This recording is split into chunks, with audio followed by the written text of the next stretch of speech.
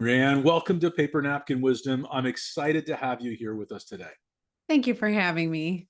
So you shared an interesting paper napkin, and I'm really looking forward to digging into it. So your paper napkin says, "Business can be a series of deaths and rebirths, destruction for creation."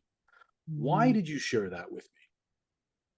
This is just a pattern that I see over and over and over again. I'm a holistic business coach and trained mental health professional. I am a Reiki master and also a mom of three. And I just see this cyclical nature of course, business, but also just life in general.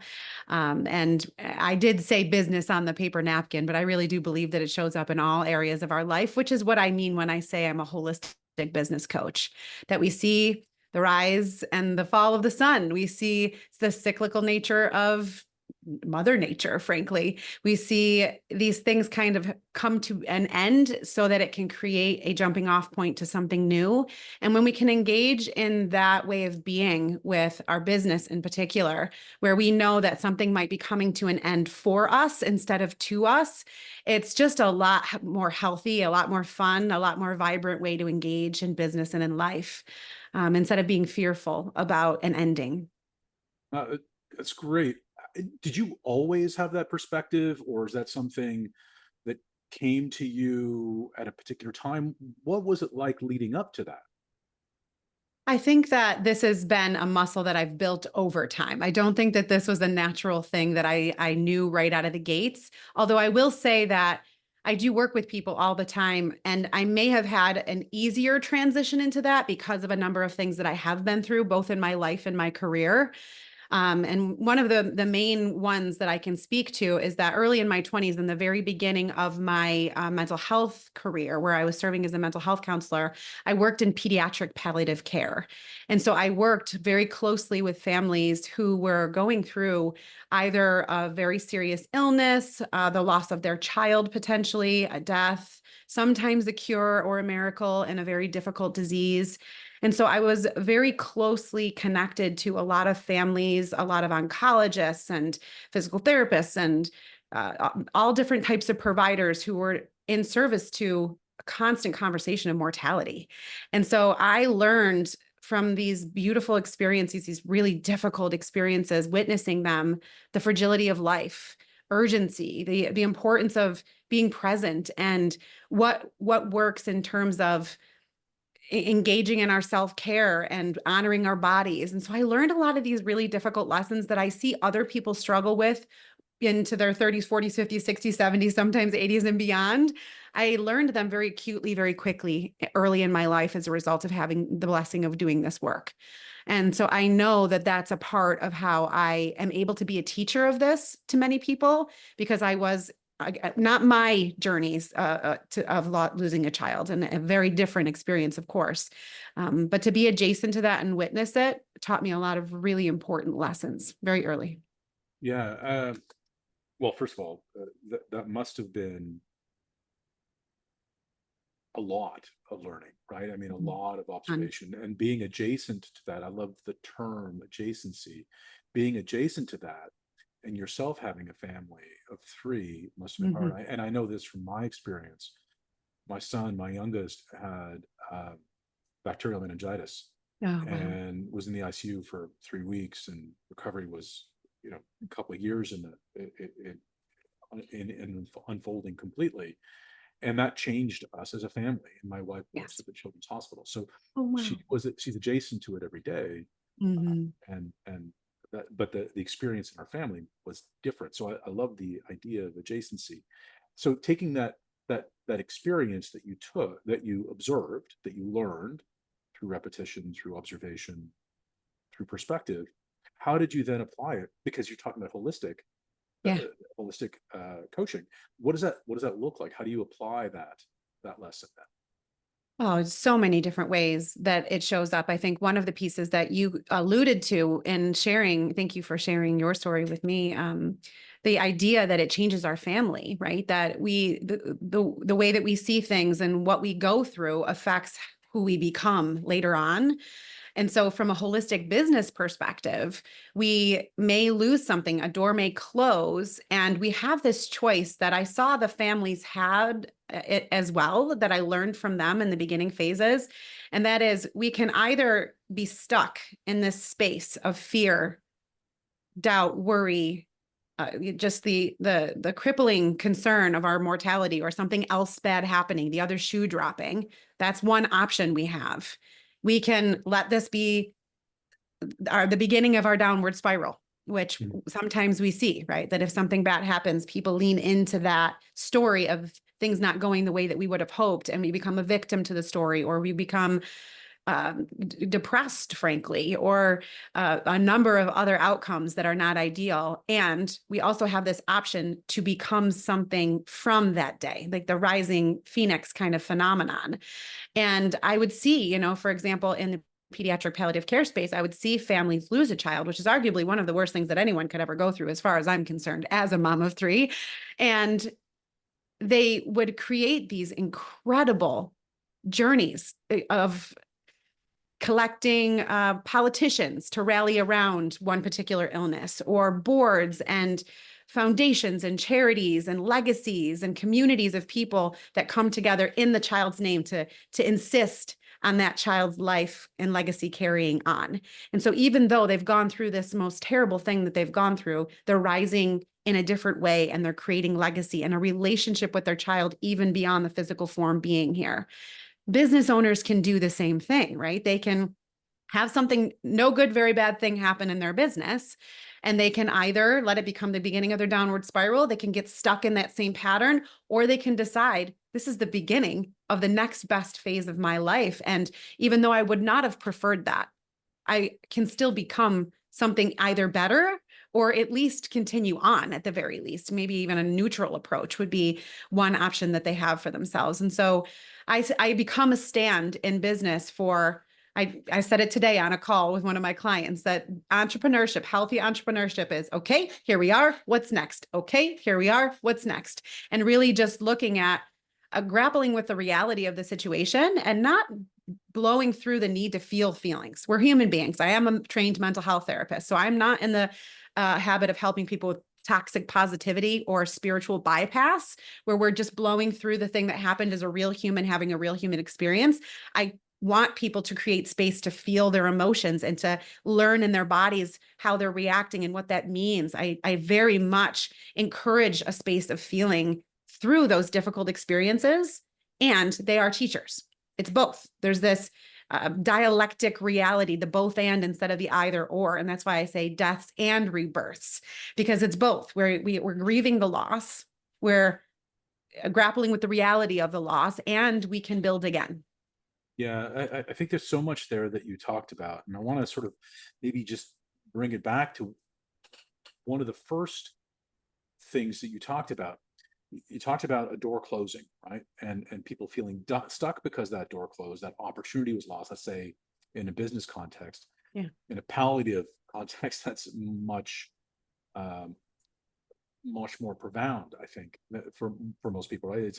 It's a bigger deal to lose a life than it is to lose a business. But sometimes it's interesting how the legacy of our child can motivate action, as you discuss, right? It creates this great action to rally politicians, rally around a cause, make sure that something didn't happen without a positive coming from it. How come? Do you notice that it's different in business? Why is it different in business? That a lot of people just get stuck there. They can't move past that failure. The failure feels absolute, as opposed to being that opportunity to rethink of it, or to evolve past it, to incorporate it into what happens next. I think really the point is that every single human being responds differently in these circumstances, whether it's palliative or business. And even though it can be a momentum builder in palliative care or business, it could also equally be a staller or something that sends us down the downward spiral. And I think there's personality elements to this, like natural genetic personality traits that we have within us that allow us to either be resilient or not. There are past childhood circumstances that come into play, whether we needed to learn to be resilient, whether we needed to learn to face challenges and overcome them or to move through them. I have business owners who are replaying the same story that they weren't chosen on the baseball field when they were 6 years old. And that was the worst day of their life. And they're still replaying that in their experience of business. And what is trauma to one person is not trauma to another person. The brain is just fascinating in this way. And so while I would definitely agree with you that the palliative example is so much more egregious, and it would be easier for us to say, well, someone's going to rally and grow from that. That's not always the case. And the same thing with business. We may think, well, that was really inconsequential. How do they get stuck? But that might be the most traumatic thing that they've ever been through in their mind's experience, in their body's experience. And it may have triggered something from very early and any number of other solution. And that's, or experience, I should say. And so I'm just absolutely constantly fascinated with what that person's unique story is that got them to the point where they are in the space that they're in. And that's the unique lens that I bring to the business coaching world, is that, counseling is often, let's look at the past to see what got you here, where you are right now. What I do, because I'm a trained mental health therapist, because I'm a Reiki master and a coach, we look at the past to let it inform our present so that we can have a positive future. And of course, there's some of that in counseling too, but it's really integrating those 3 time zones to really get to know ourselves better, and why we as a human, with our brains and our bodies and our childhood and our political orientation and racial, the whole spectrum of what makes us who we are as a human being comes into play in business. And that is truly what I mean when I say holistic. You are uniquely you. And so you're going to respond in the way that makes the most sense for your physical form, your spiritual form, your emotional form, et cetera, et cetera, et cetera. Yeah, it's beautiful. And I really like the terminology of integrating those 3 time zones, right? The idea of taking past, present, and future and integrating them together. Because that's what we need to do. And you quickly also talked about this idea that you're not trying to bypass the past. You're not bypassing, you're not rushing past those things. And nor are you saying, hey, here's this future state, pull it into the present and fake it, right? You're not talking about faking it. You're talking about integrating it. And that's different, right? So let's also play off this idea that you talked about, the legacy versus lesson, right? The legacy of the past versus the lesson that we could apply in the future. What are some simple ways that we can shift our mindset, or that you've experienced that people can start to shift their mindset, even by noticing this is what's happening? They're sitting in a stuck place. How can people even observe that they're in this death and rebirth phase? Yes. One of the most important exercises that I have repeatedly recommended, and pretty much every one of my clients is doing this or needs to be doing this if they're still working on the habit formation of it. I encourage people to do what I call a CEO level thought work, or formal thought work in writing practice. I used to be someone who was very resistant to journaling. I'm the little girl who had 14,000 a couple journal pages written in different diaries, and then I would abandon it completely. I was never a fan. I never believed in it. And once I really learned the power of externalization of what is happening in our mind and our emotions, getting those thoughts and emotions out of what's called rumination in counseling. It's this looping over and over and over and over and over again. When we get out of the ruminating loop that's in our brain and externalize it, even the act of writing it out from our brain through the arm, through the pen onto the page where we can see it, it creates a separation and a distance from the situation that you're in, even in the act of writing, even if you do nothing else from that. And that's as far as I ever got with journaling, until I became a full believer when I started to do formal thought work exercises, where I then take it a step further and I begin exploring, investigating, getting curious about the different ways that I could think about this to begin with. Okay, so here I am. Here's the situation I'm in.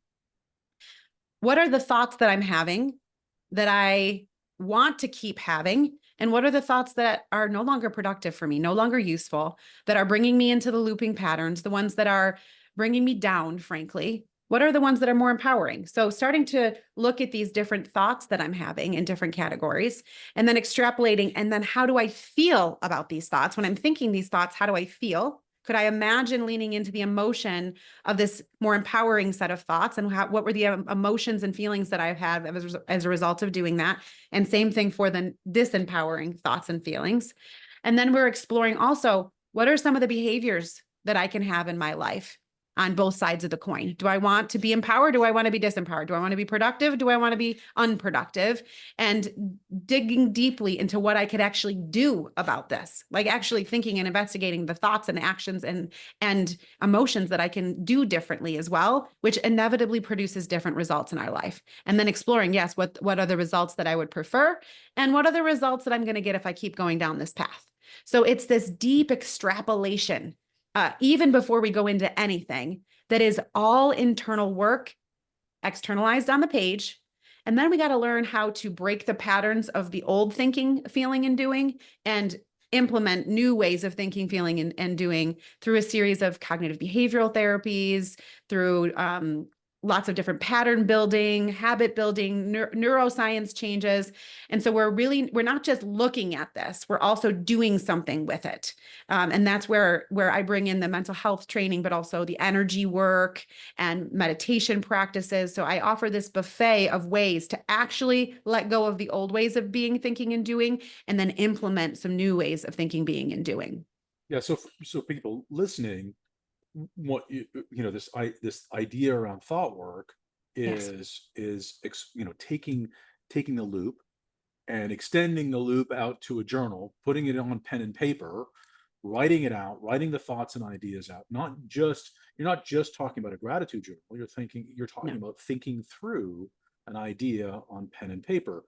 And I think this is really brilliant, because a lot of people get stuck in that loop. So if you're listening, one of the ways to get out of your head and into action is to put it on paper, right? Start to think out the idea. Now, one of the ways, and I'd love you to critique this, one of the ways, sometimes when I'm feeling stuck in the journaling and I don't even know where to start, and I don't have an idea of what questions to ask, I'll actually go, believe it or not, to AI and say, what are some questions that I should be asking about this Yeah. situation? And I get 10 questions, and then I'll start to write on those questions. Yeah. I'll answer those questions. What do you think about that? Is that a tool that people could use today? Absolutely. I am all in favor of taking this beautiful tool and using it as a tool, and then using our human experience to add the color commentary into the tool. And so what I'm not in favor of is asking AI, what should I do? And then doing that, or how should I feel? And then trying to feel that, because that's not going to work. But if you use AI, critically thinking with AI, here's where I am. What should I be thinking about? And then you go back to your human brain and use those critical thinking skills and those formal thought work muscles and actually feel the feelings and do the behaviors as a human being. I'm all in favor of using journaling prompts to help you get started. And actually, the framework that I was speaking through, that I was referencing, is an acronym, if people are interested, that they can use in the formal thought work. It's called Steer, Clear, and Anchor. This is my framework that I use with all my clients. S stands for situation. Where am I? What's going on? What's the circumstance? What's the situation? T is thoughts. E is emotions. I actually spell steer STEAR, just for the record, STEAR in this acronym. The A stands for actions or activities in the context of the behaviors that I can do differently. And R stands for result. So steer is an acronym that you can use as a journaling prompt to help you to start to think through what's going on here? What am I thinking? How am I feeling? What can I do? And what are the results that I seek? And then the clear and the anchor part of that framework is where we actually clear the old ways of thinking, emoting, and behaving, and anchor in the new ways. That's the new habit formation that I was referencing. I actually go over it. I was featured in a co-authored chapter recently that came to print that was endorsed by Tony Robbins. Actually, I go through that framework and a client example in it's called Cracking the Rich Code is the book. And I actually give my chapter away for free where I teach that framework more in depth. If anyone is interested, I can provide the link for you in the show notes if you want me to. Yeah. So everybody listening, check out the show notes. We'll have the link for that because I love this idea around steer. I love giving people tools like that because it helps them move forward. It helps them also understand that they're not alone. Like this is something this is part of the human experience. Like Yes. feeling this way Oh, yes. as a leader doesn't have to feel lonely, Yes. and you're not alone because here's a tool that has been honed and used over and over again by you and with a number of people. So let's also talk about so there's another way of thinking about this kind of this idea of destruction for creation, or business can be a series of death and rebirths, is that failure doesn't exist. Mm-hmm. And so there's a famous Kobe segment where somebody asks him, are you either the kind of person who can't stand to lose, or are you the person that needs to win? And he says, neither. I'm just a student. And then he goes on to say that failure doesn't exist. Failure is a figment of the imagination just as much as a happy ending is a figment of the imagination. Both are fairy tales, neither exist. What do you think about that? I love that he said, I am just a student. That is such a healthy, productive approach to life. And yes, it would be absolutely applicable to business. In the context of the births and redeaths, yes, absolutely. That if we believe in the cyclical nature of life and business and in nature, so on and so forth, then we know that whatever is happening to us right now, again, is happening for us, not to us. And so there's always a lesson in whatever it is we're going through. And even when I notice myself, because I am also a student of this, I just had to do a steer, clear, and anchor yesterday myself about a birth and a redeath in my own business. And so that's part of it, is that, I'm practicing this myself and it works. And what I recognize in that process is I'm steering myself from the death to the rebirth. And that if we stay in the death, maybe that does become failure. But if we acknowledge that this thing is an ending of one and the beginning of another, and we know that that's always true, and we believe that as our baseline, then we never have to have failed. That it's always just a continuation of that loop, a positive loop, a self-fulfilling loop, where we're moving further and further into actualizing our potential, and we get to be reborn again. We don't need to think that this ending is something that is wrong with us or that we've done something bad. That if we take the attitude that we can always learn from something at the minimum, at the baseline, and if we actually learn the lesson, right? Like if we have those things happen to us and we take heed, we take note, we actually document the lesson. Like we can use steer, clear, and anchor as a post-mortem in business and say, this is what didn't go well. Let me learn from it. We're extrapolating the lesson. Then that in and of itself is incredibly valuable. I know that more often than not, a healthy business owner, a healthy human being, goes through these difficult, no good, very bad things in their lives, and they become the most valuable experiences that they went through, even more than the most obvious wins, the big revenue windfalls, or whatever the case may be. That these losses, right, in air quotes, are actually the more powerful experiences in their lives that make the business and life become more fruitful, because one, they never want to feel that way again. And so it's living in their bodies and their minds and their emotion set. And so they want to learn how to move further and further away from that. And they get to enjoy the experience of being on the other side of that lesson, instead of getting stuck like we had talked about, or letting it become the beginning of the end, which is no fun at all either. Yeah. One of my favorite quotes about that I use is success is an awful teacher, which is the other way of looking at it, right? I love Success is an that. awful teacher. So So good. one of the things that I've got this sort of a eureka from what you're saying. At the heart of this paper napkin isn't this acknowledgement that business can be a series of deaths and rebirths, the destruction of creation? Isn't that the heart of an abundance mindset? Like, if you're thinking this way, isn't that like the inevitable way of thinking next is abundance? You I love can't that. have an abundance mindset without thinking about this first, right? Like I love it's that. almost hitting me Yeah.